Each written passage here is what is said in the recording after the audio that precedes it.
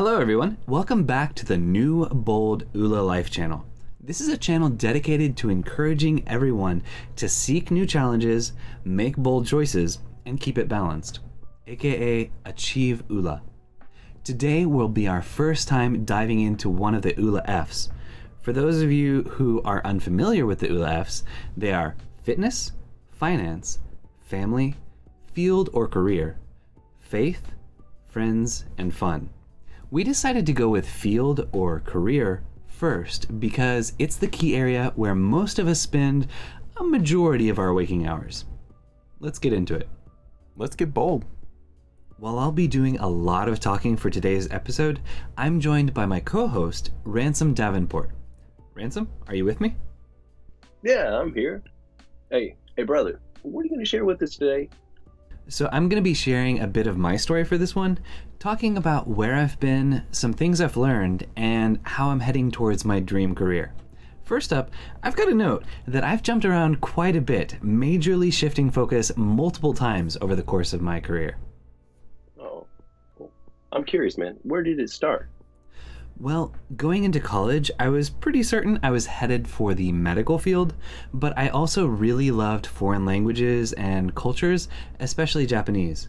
For the first semester of my sophomore year, I did a half-year study abroad in Japan that was amazing.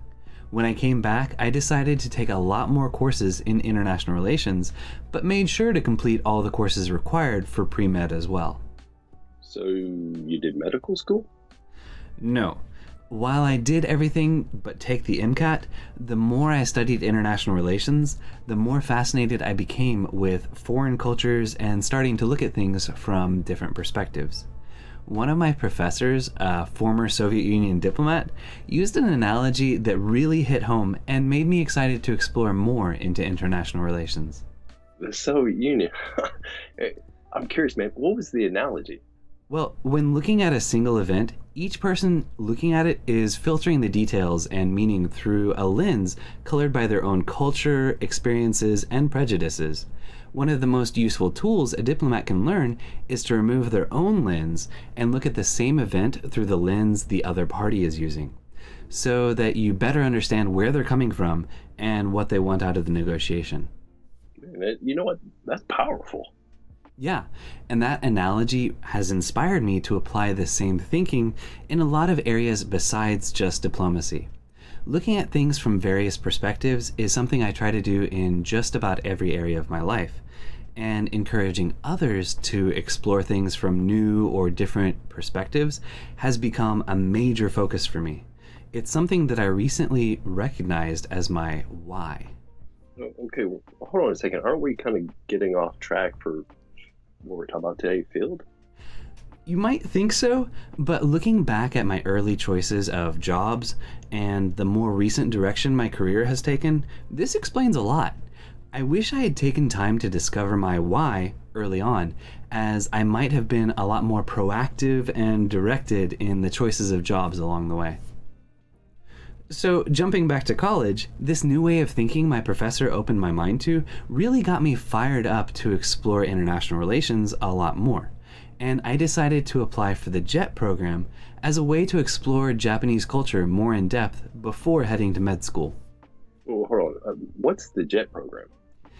It's the Japan Exchange and Teaching Program. I joined the program as an ALT, or Assistant Language Teacher. The idea of the program run by the Japanese government is to bring native speakers from various parts of the world and have them teach English or other languages alongside Japanese instructors to improve the fluency of students while letting them meet someone from the foreign culture. It also helps teachers who go to Japan to experience Japanese culture and understand it better. It was an amazing 2 years, and when I came back to the US, I was dead set on heading back to live and work in Japan again. Oh, so no more medical school? Nope. I had begun to explore my passion and realized that I loved teaching. So, man, what did you do next? So my timing was amazing. I actually came back to the States during the economic recession of 2008, so I worked several part-time jobs just to cover the bills. But after a bit, I got a job working at a Japanese company here in Kentucky, where I got to really improve my Japanese language skills, learn some of the basics of sales, and knock out my college loans while saving funds for my next step. Hey, man, what was your next step? I decided to go back to school. As I realized I loved teaching, I thought I'd become a professor of international relations. So I applied to the master's program at Ritsumeikan University in Japan. Why there? Because it's an amazing university with a strong reputation abroad, and I really wanted to study in Japan again. But I didn't get accepted, at least not right away. I decided to apply for the intensive Japanese language track of their study in Kyoto program, and I got accepted. While studying at Ritsumeikan University in that program, I met professors and reapplied for the International Relations Master's program. This time, I got in. Congratulations, man. I bet that felt awesome. Yeah. So, what did you research? So that's the cool thing. Since I met the professor I would be studying under, I mentioned to him that I really loved Japanese animation, or anime, and I would really love to do research related to that.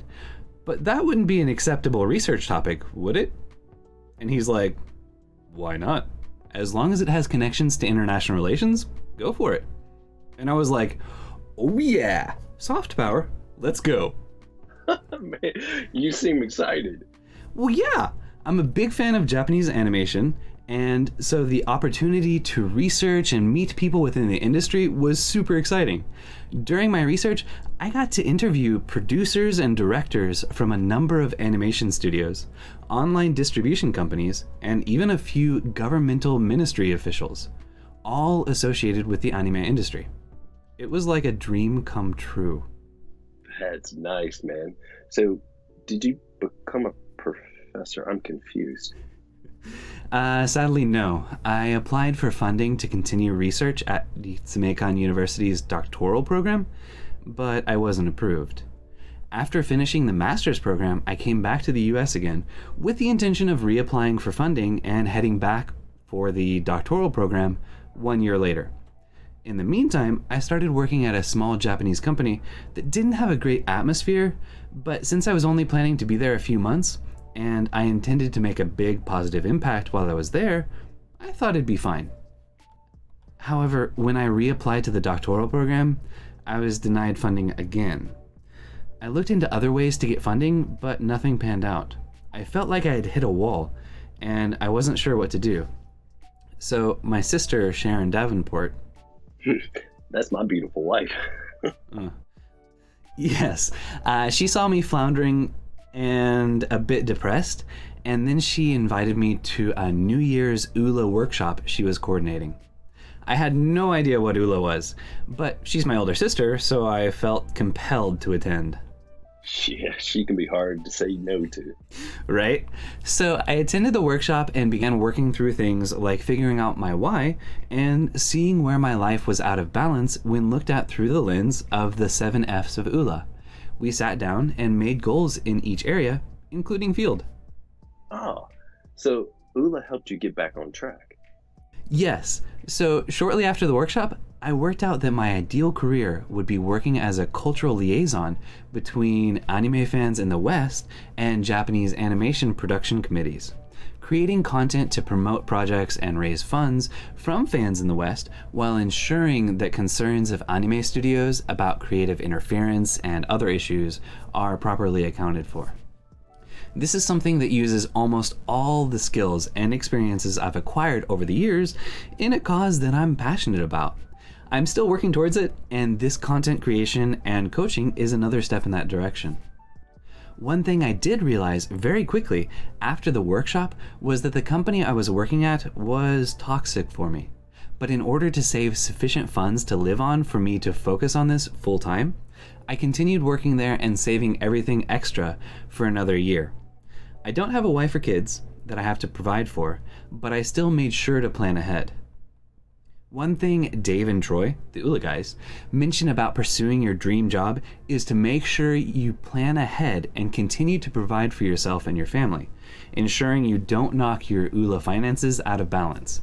My finances actually are a bit out of balance right now, but I'm taking steps to correct that as I continue working towards my field goal.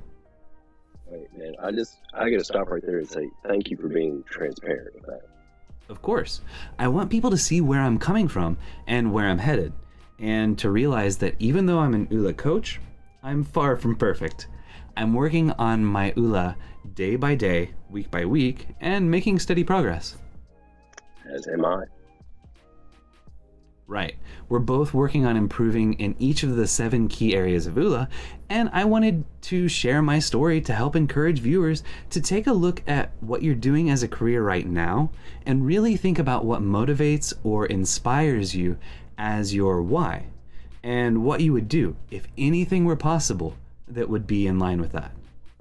Also, while it may look like my path has been all over the place, each step has helped me gain skills and insights that I'm employing now, or I'll be able to employ as I grow into my dream career. And while I'm not doing what I initially thought I'd be doing, working as a doctor or teaching as a professor, now I'm focused on doing something that really matches my passions. So, I guess a willingness to reassess and realign goals to your passions as you clarify your passions might be another takeaway. Nice. Man, it's nice to see it all come together, right?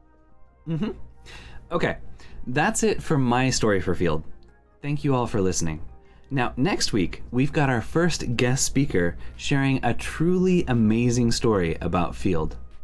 That's right. My friend Brian Burge will be sharing his remarkable effing story and interview with me. All I can say, man, is look forward. It will be cool. All right, that's it this time. If you have any questions for Ransom or me, let us know in the comments below. Next week's interview will really be an effing good time. So be sure to subscribe and check back next Friday. Until next time, remember to seek new challenges, make bold choices, and keep it balanced. Cheers.